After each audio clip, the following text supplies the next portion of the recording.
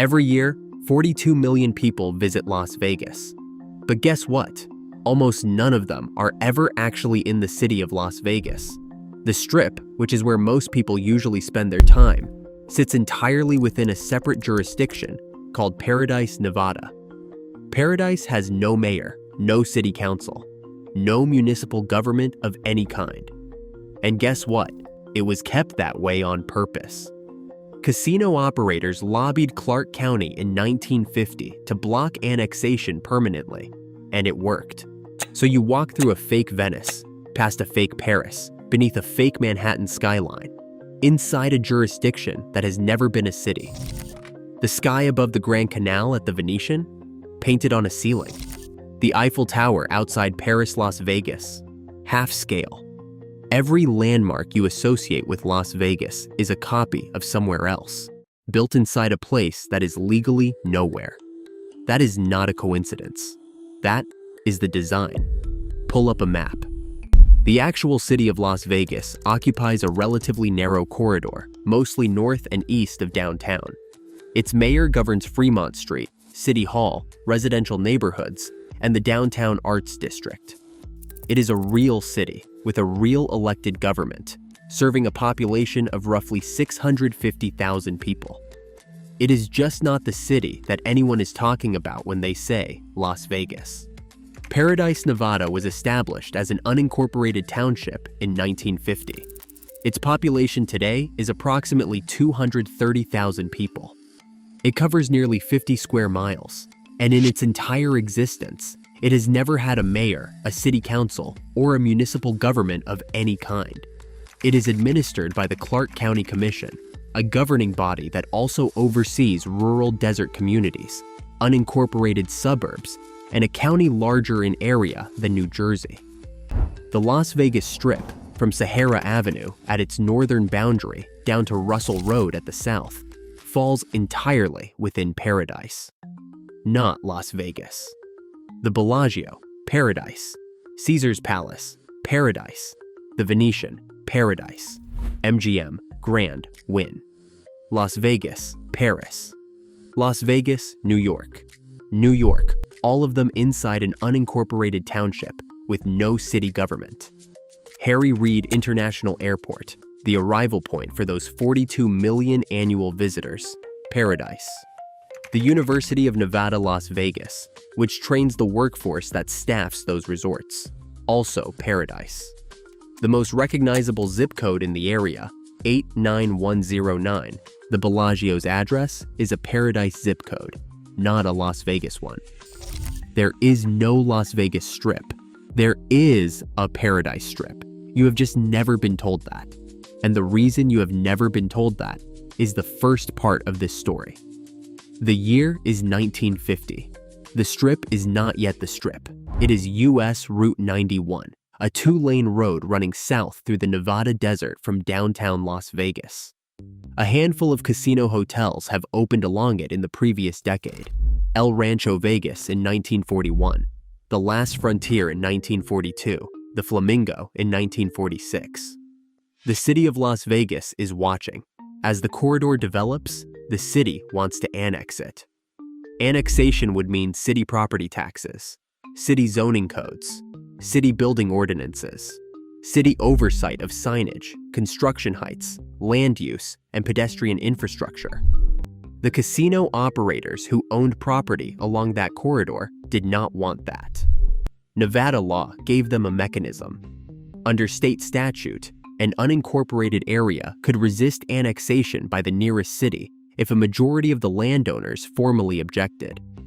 The casino operators were the landowners. They objected. They organized that objection through the Nevada Resort Association, a lobbying organization that would go on to exercise more influence over Nevada governance than perhaps any other single industry group in the state's history. The Nevada Resort Association lobbied Clark County to formally recognize the corridor as a permanent unincorporated township. Clark County agreed.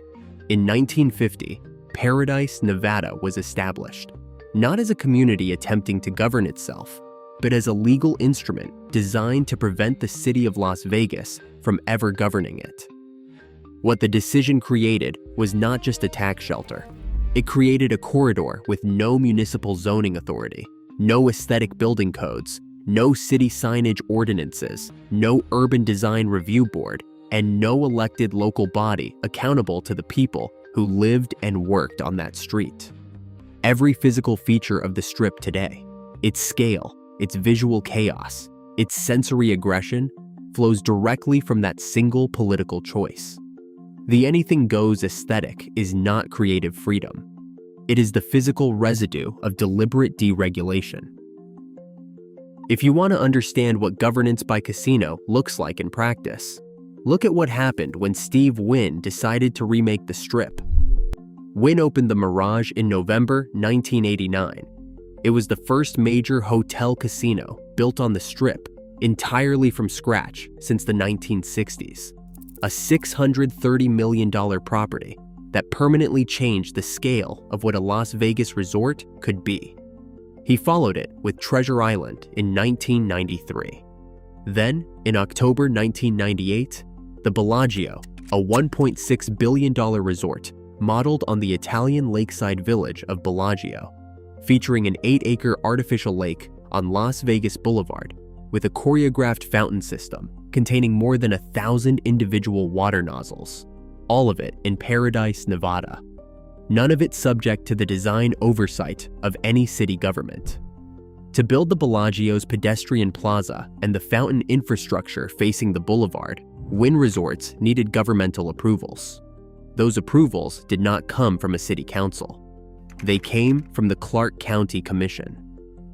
Wynn personally lobbied the commission for road geometry adjustments on Las Vegas Boulevard adjacent to his properties, changes that affected pedestrian and vehicle movement for hundreds of thousands of people. He got them. This was not exceptional. It was standard operating procedure. From the 1950s through the 1990s, the physical transformation of the Strip was driven by a series of private negotiations between casino operators and a county commission.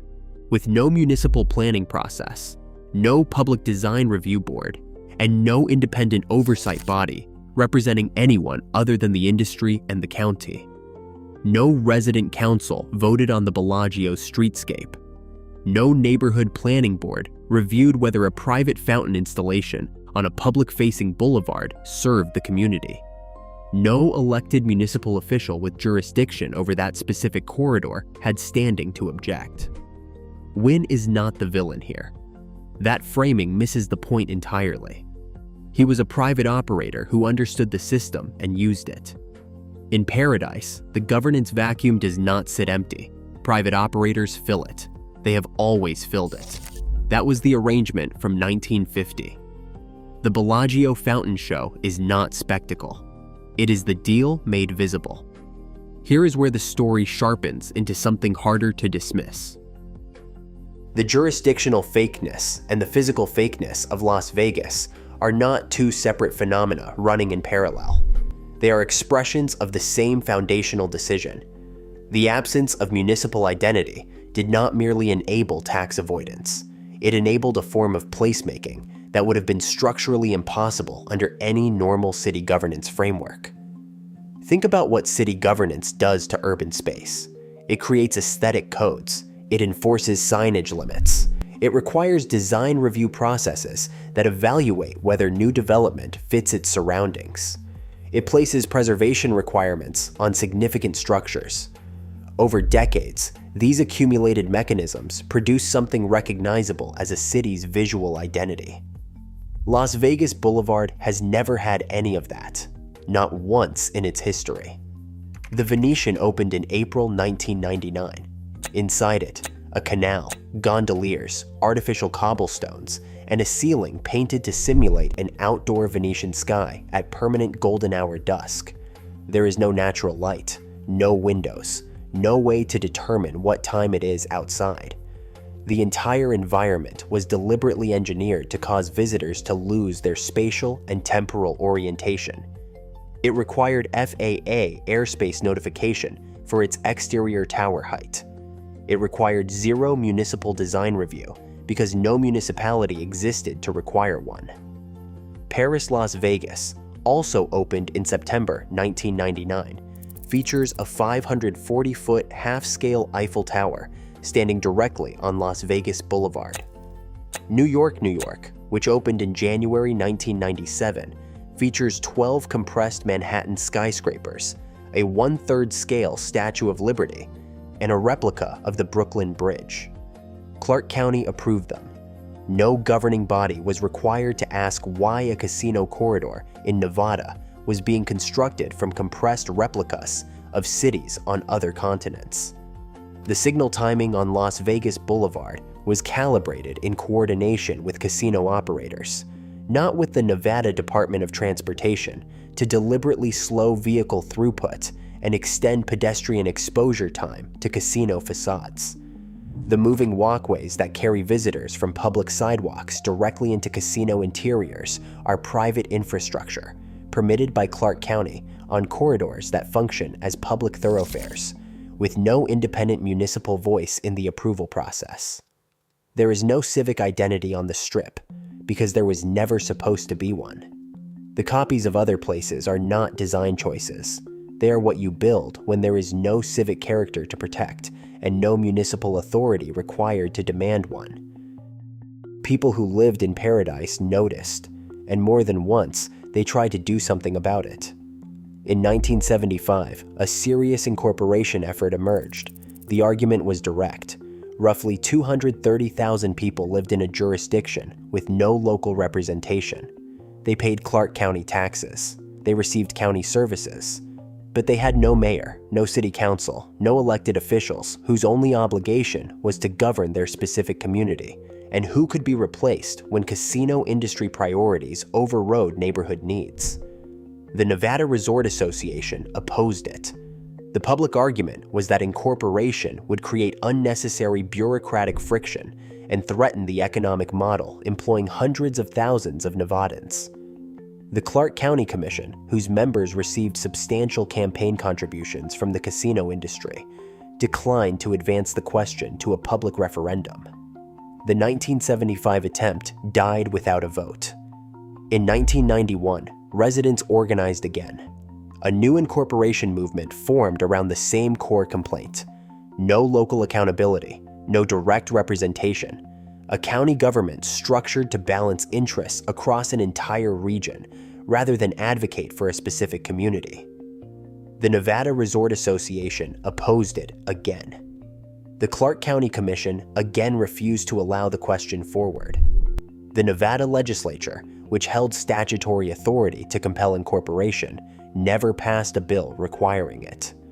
The legal structure protecting Paradise's unincorporated status survived every challenge intact. This was not passive neglect. Incorporation opponents organized testimony before county commissions, coordinated messaging inside the Nevada legislature, and maintained sustained political pressure on any office holder who might have moved the question forward. The system was not kept in place because nobody was paying attention. It was actively defended every time it was tested. The financial arithmetic underneath the lobbying made the stakes plain. Casino operators on the Strip paid Clark County property taxes, not Las Vegas City property taxes, which ran higher. They operated under Clark County zoning, not Las Vegas City zoning, which was more restrictive. Every year Paradise remained unincorporated was another year the calculation worked in their favor. The incorporation campaigns were not defeated on their merits. They were defeated because the incentives to defeat them never went away. And the 230,000 residents of Paradise, living inside the world's most visited entertainment corridor, represented by a commission that also governed the surrounding desert, continued to have no direct municipal government, not by accident, by design. By the mid-2000s, a different kind of pressure was building, not from incorporation movements, but from urban planning professionals who had begun to note what should have been obvious. The most visited entertainment corridor in the United States had no coherent design framework whatsoever. Development was happening parcel by parcel, resort by resort, with no governing standards for how buildings should relate to the street, how pedestrian infrastructure should function, or how the corridor should evolve as an urban environment. In 2009, Clark County adopted the Las Vegas Strip Specific Plan. It was the first formal design and land use framework ever applied to the corridor. It established setback requirements, pedestrian pathway standards, landscaping guidelines, and design criteria for how future development should engage with Las Vegas Boulevard at street level. On paper, it was a real planning document, the first acknowledgement that the Strip was an urban environment with public obligations, not merely a collection of private developments along a county road. Here is the problem. The Las Vegas Strip Specific Plan was developed in direct consultation with the casino operators it was designed to regulate. MGM Resorts International, Las Vegas Sands Corporation, and Wynn Resorts all had representatives involved in the drafting process. The design standards that emerged reflected their development priorities and preferred timelines. The framework designed to impose independent accountability on the Strip was written, in substantial part, by the Strip. The result was a planning document approved by a county commission, governing a jurisdiction that still had no mayor, no city council, and no independent municipal planning authority capable of enforcing standards over industry objection. The plan set standards. The industry helped write the standards. The county enforced them. The residents of Paradise still had no standing to challenge them through any democratic municipal process. Governance by casino, now with a formal document attached. The second problem is structural, and it is worse. By giving the corridor an official planning identity, a named specific plan, a formal framework, an acknowledged governance structure, Clark County made the unincorporated model permanent. The Strip-specific plan did not raise the question of whether Paradise should have democratic planning authority. It answered the question by treating permanent county governance as the natural and final baseline going forward. Paradise is now more official than at any point in its history. It is still not a city. Go back to the opening image. 42 million people walking through Venice, Paris, Manhattan, all of it fake, all of it indoors or at half scale, all of it inside a jurisdiction that has never, in 75 years, been incorporated as a city. The question worth sitting with is, why does it look like everywhere else? Cities develop visual identity through conflict, through time, through the forced negotiation between private interest and public accountability that municipal governance requires. Chicago looks like Chicago because generations of planning decisions, political arguments, and civic investment shaped it. Even the Paris reordered by Haussmann in the 1850s, imposed from above, deeply controversial, produced a coherent visual civic language that the city still inhabits. Las Vegas Boulevard has no equivalent history. No aesthetic negotiation ever occurred. No civic visual language was ever developed. No city council had ever asked what the corridor should look like in 50 years. No urban planning department had ever developed standards rooted in any recognizable local character. No resident's body had the standing to demand that new development reflect something specific to this place. Because there was no place. There was a county road where the dominant landowners were permitted to build whatever their business model required, without reference to anything beyond the property line. And so they built copies of other places. Copying is simpler than inventing. There was no civic pressure to create something original. Because Paradise, Nevada has no identity to protect, it was designed, from the beginning, to have none. The fake canal, the painted sky above it, the half-scale Eiffel Tower, the compressed Manhattan skyline. These are not design choices. They are the logical output of a governance structure engineered in 1950 to ensure that public accountability would never take hold on that road in the Nevada desert. Las Vegas did not become fake. It was built fake, on purpose, by people who understood, in 1950, that a jurisdiction with no city government would never have to answer to anyone but them. The most famous city in America isn't a city. It never was. And that was always the point.